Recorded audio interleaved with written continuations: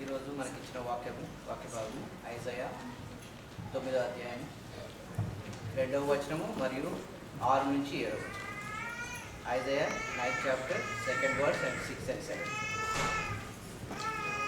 చీకటిలో నడుచు జనులు గొప్ప వెలుగును చూచుచున్నారు.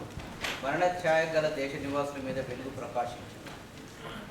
ఏలయనగా మనకు శిశువు పుట్టెను, మనకు కుమారుడు అనుగ్రహింపబడెను. ఆయన భుజము మీద రాజ్యభారం ఉండును.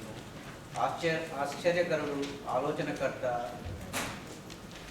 బలవంతుడైన దేవుడు, నిత్యుడగు తండ్రి, సమాధానకర్తయకు అధిపతి అని అతనికి పేరు పెట్టబడు. ఇది మొదలుకొని మితి లేకుండా దానికి వృద్ధియు క్షేమమును కలుగునట్టు సర్వకాలము దావీదు సింహాసనము రాజ్యమును నియమించు. న్యాయము వలన నీతి వలన రాజ్యము స్థిరపరచుటకు అతడు సింహాసనుడై రాజ్య పరిపాలన చేయి. సైన్యములకు అధిపతి యెహోవా ఆసక్తి కలిగి దీనిని నెరవేర్చు. మరి యొక్క వాక్య భాగము లూకా సువార్త 2వ అధ్యాయము 8 నుంచి 14. లూకా సువార్త 2nd chapter 8 to 14. మీరు వెళ్ళి ఆ శిశువు విషయమై జాగ్రత్తగా విచారించి తెలుసుకొనగానే నేనును వచ్చి ఆయనను పూజించినట్లు నాకు వర్తమానం తెలియదని చెప్పి వారిని బెత్లెహేమునకు పంపారు.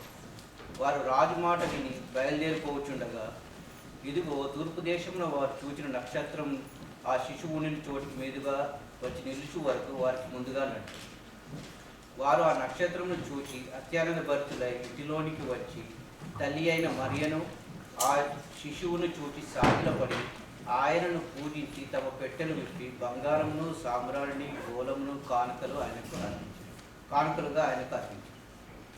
తరువాత హేరోదును వద్దకు వెళ్ళవద్దని స్వప్నమందు దేవుని చేత బోధింపబడిన వారని వారు మరి యొక్క మార్గంలో తమ దేశంలోకి తిరిగి వెళ్ళారు.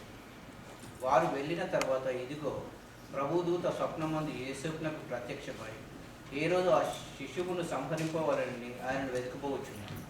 గనుక నీవు లేచి ఆ శిశువును చూచి శిశువును ఆయన తల్లిని వెంటబెట్టుకొని ఐగుప్తునకు పారిపోయి నేను నీతో తెలియజెప్పు వరకు అక్కడే ఉండునని అతనితో చెప్పాడు. దేవుడి వాక్యం దీవించు.